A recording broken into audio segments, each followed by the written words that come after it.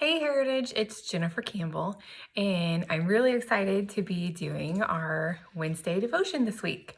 Um, I was kind of thinking about what to talk about as I was at the grocery store, and there was no flour to be found, like no all-purpose flour at all. And there was plenty of bread, but there was no all-purpose flour, and I think that's because everybody was thinking that we were going to have to like bake our own bread, and that kind of freaks some people out. So I thought that I would talk about bread. So I see a lot of my friends baking bread on their Facebooks and Instagram, and good for you guys. I am in no way, shape, or form going to try to make yeasted bread because it's really long. It's a laborious process, and I just didn't want to do it. So I thought that I would talk about bread and different kinds of breads that are mentioned in the Bible because it talks about bread a lot. So just a little fun fact for everybody to start out. If you didn't know, Bethlehem actually means town of bread. And Jesus was born in Bethlehem, and he is the bread of life. So I thought that was really interesting. But before I get started, just a couple of elements of bread making that I wanted to show you guys. So you're gonna need flour to make bread, but that's not always the all-purpose flour that the stores are out of. You can make bread out of several different flours, and you just need grains to do that. So I'm going to show you a couple of different grains that I just had in my kitchen. This first one is farro.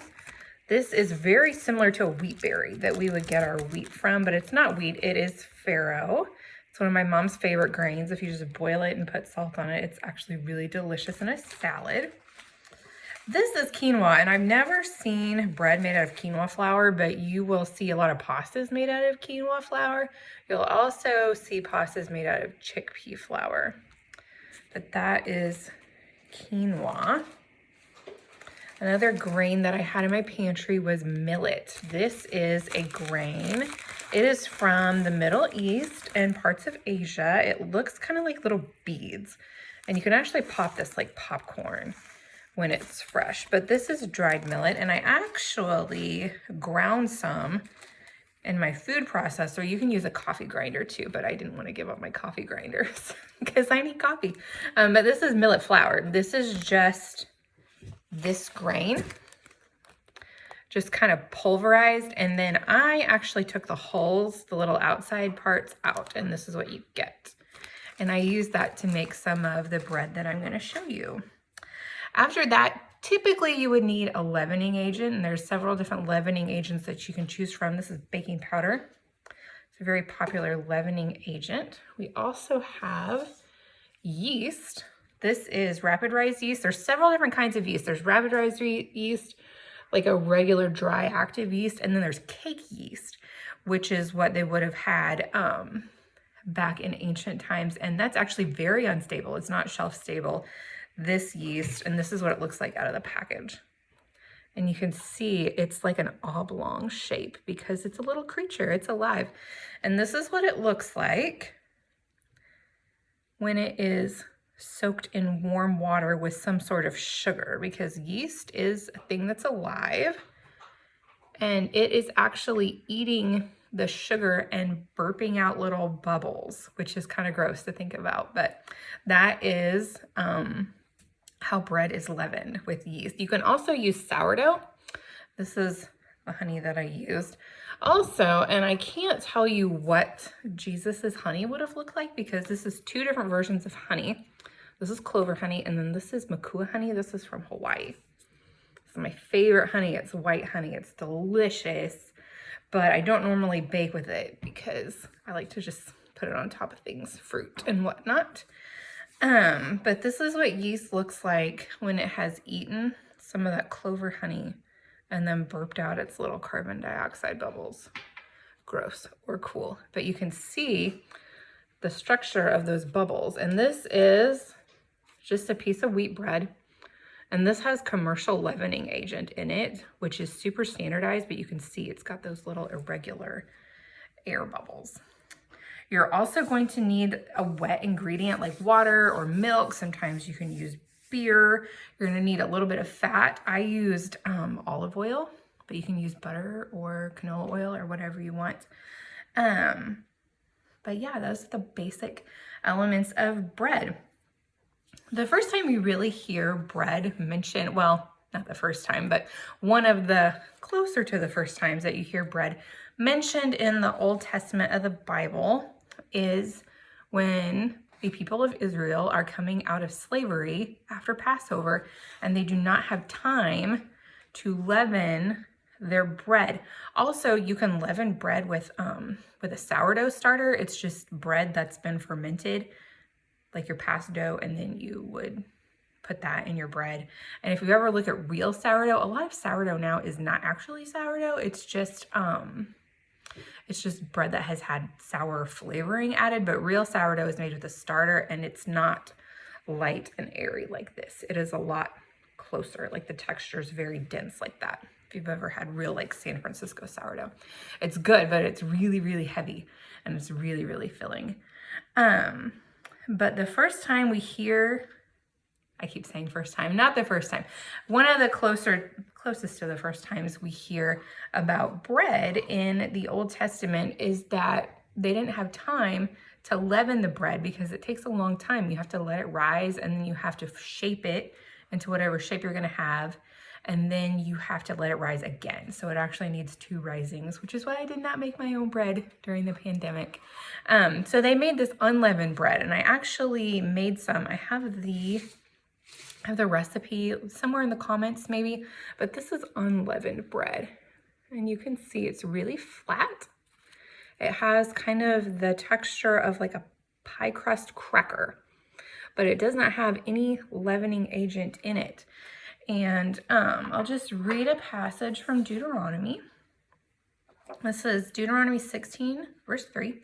You shall eat no leavened bread. 7 days you shall eat with unleavened bread, the bread of affliction, for you came out of the land of Egypt in haste. That all the days of your life may you remember the day when you came out of the land of Egypt. So we are eating this unleavened bread to remind us that we have come out of the slavery of Egypt. We're eating this bread. It's not this fluffy bread that we have. It's this unleavened bread. And during the Feast of Unleavened Bread, we are to clear all of the leavening out of our houses. And Jesus and Paul in 1 Corinthians, they both later compare leavening to the teachings of the Pharisees, and then also to kind of like this malice and these evil behaviors. So they were definitely not clear, or they definitely were clear on how they felt about leavening.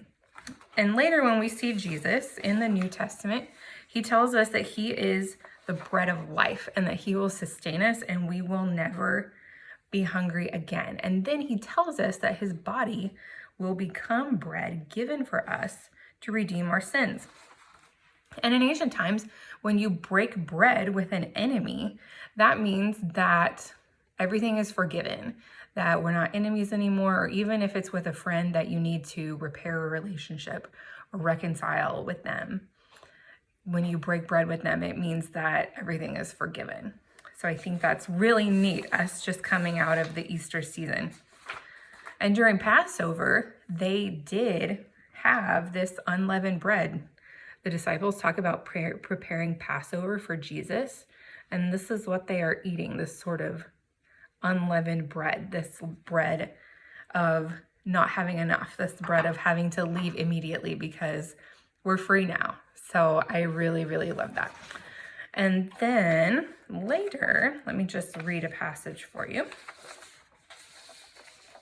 Jesus also talks about comparing this yeast, which kind of takes over everything, to the teachings of the Pharisees and the Sadducees, because they kind of take over. They want people to look like them. They want people to act like them. They want people to worship like them. And that's not how any of this works, because Jesus came for everybody and not just for people who look a certain way and talk a certain way and behave a certain way and worship in a certain way.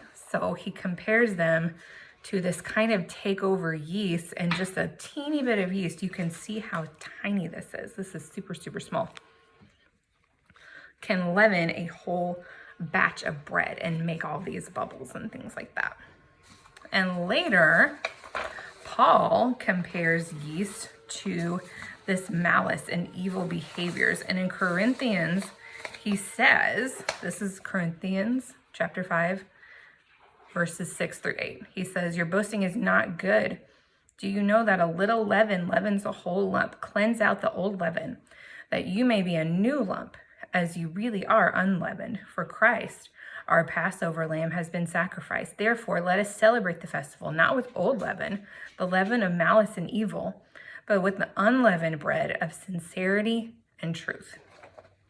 So we're very clear in the Bible how we feel about this sort of takeover insidious behavior of, you have to look like me, you have to act like me, you have to do things like me, because just a little teeny bit of this stuff can leaven a whole big batch of this stuff. So I'm trying to think about what kind of old leavening I have, what kind of spring cleaning I can be doing, and what kind of stuff that I can be clearing out so that I can be this bread, that I can be the unleavened bread that we were having at Passover. It's kind of like that little bitty virus. That little bitty virus is causing so many problems. And a little bit of this yeast causes a lot of problems too. So we see a lot of examples of bread in the Bible. Jesus is the Word made flesh, and he's also the bread of life. So from this, we can know that God's word is meant to sustain us too, but we can't just let it sit on the shelf. We can't just let it sit in this teeny little package. We have to get it off the shelf and let it sustain us. It can be kind of like, and I do have an example, can be kind of like this mustard seed. We can have this mustard seed faith. It's not like yeast. It doesn't take over whatever and make it into whatever it wants to be. It grows according to God's will. So I'm kind of trying to think about that. I'm trying to clear all the old leavening out of my life. I'm trying to do some spring cleaning and see if I can have some mustard seed faith to kind of get me through these tough times. So thank you, Heritage. Thank you for listening to me and coming on my bread adventure. And I will see you hopefully soon on Sunday. Bye, Heritage.